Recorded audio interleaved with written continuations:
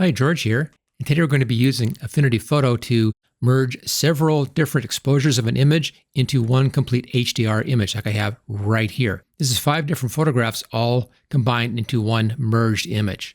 And that allows us to see full ranges inside and also the outside as well, which was really too bright for this particular indoor shot. Okay, let me show you how this is all done. I'll just close this down. There we go. Now for this to work, you need to have several images, and we can see what I used by going up here to File, come down to New HDR Merge. Notice that you don't have to have the images open up to begin with. You can open them using this tool. There we go. So here's our New HDR Merge. Click on Add, and here are the pictures that I used. Notice this one has good exposure for the outside, and you can't see anything inside.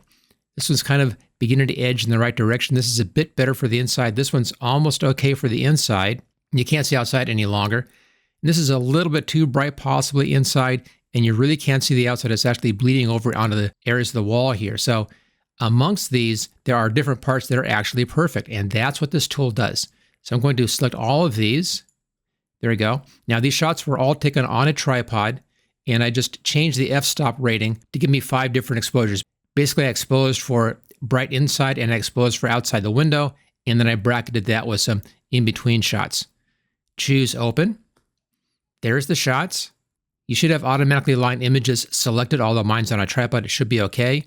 You can choose to do a perspective alignment or scale, rotate, and translate.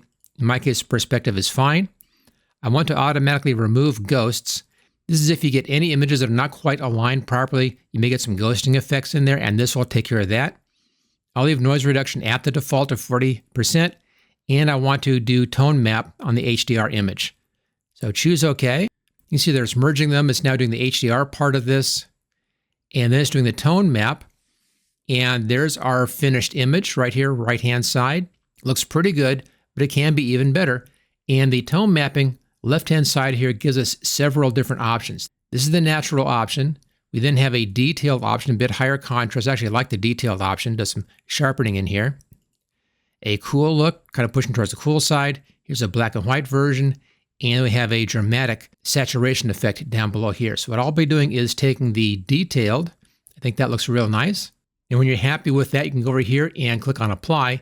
Notice we also can come down here and you can come in here, and since we're in the tone mapping tool, we can do more overlays and do more tone mapping stuff at this point. But I'll wait on that if I need. I'll do that as a separate step. But having the detailed setting is perfect for us. Click on Apply. And here we go. There's our applied image. Let's just do a Control-0 here to straighten that into the center. That's a little bit low contrast to my eye, so I still want to add some contrast to this.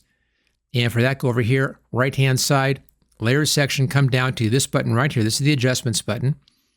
And I'll choose the Levels Adjustment. There we go. I want a little bit more black, so bring that up. Now, if you go too far, it begins to block up, so be careful about this, on the black one anyway. Just a little bit. That's a little bit over 1%, maybe about 1%. I think that's about as far as I want to go on that. It's almost blocking up here, but we're pretty close to that. That's okay. And let's bring our white level up. The whites back here really aren't as white as I would like. That actually is a white fence right back here. So I'll bring my white level up a little bit.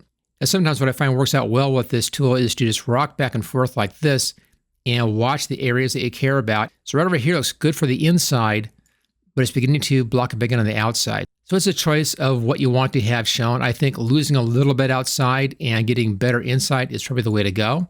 But notice here that we can see all of our details outside. We're not losing that in one big white washed out mess like we had in the original image. So it's pretty good. The gamma controls your mid-tone, so I can go darker or lighter on the mid-tones in here. Again, what I'll do is I'll rock back and forth and just get a sense of what the image looks like. And I think a little bit just to the left of center on that looks pretty good. Output black level is going to bring down your blacks, and output white will bring down your whites. So these are useful if your image is too contrasty. You can come in and adjust that. Now this is the exact opposite of these controls up here, so you don't want to use them both together. It'll be one or the other. And that all looks good. Let's go ahead and close that. So if I hide that layer, this is what Affinity Photo gave us from the HDR Merge, and then here it is with our additional adjustments in there. And I think that's a very successful image. This is a great tool if you have images like this or shots like this where you have a real wide range of tones and your camera is just not giving you that whole wide range. In this case, the outside was burning out too much when the inside was exposed correctly. There are other ways to compensate for this, of course. This is all done just with daylight. There's no additional lighting in here, no flash, nothing else. It's just daylight coming in through the windows. If I had big reflector lights inside, I could have lit the inside scene closer to the lighting of the outside scene, and that would have given me a much better image. But if you're just taking pictures and you don't have all that additional lighting equipment, you have to use what you have, and this is a good choice.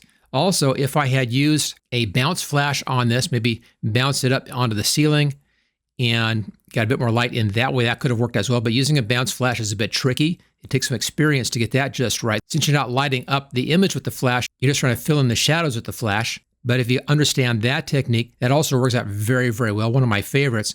But that does take a fair amount of knowledge on using your photography equipment. If you're just using a smartphone, then this is what you have to do. You're not going to be using big fill lights or anything. You're going to be using just the lighting that the smartphone does. So this is great for smartphones. The trick here, of course, with a smartphone is being able to take your different exposure levels. And it depends upon the smartphone whether you have that ability or not. Okay, if you want to learn more about how to use Affinity Photo, I have a complete training course covering the whole program. And I'll put a link for that right down at the top of the description so it's easy to find. Go ahead and take a look at that. If you enjoyed this video, make sure you hit that thumbs up. Also hit subscribe if you haven't already done that. I'll be doing a lot more videos on Affinity Photo coming up, and I'll see you next time.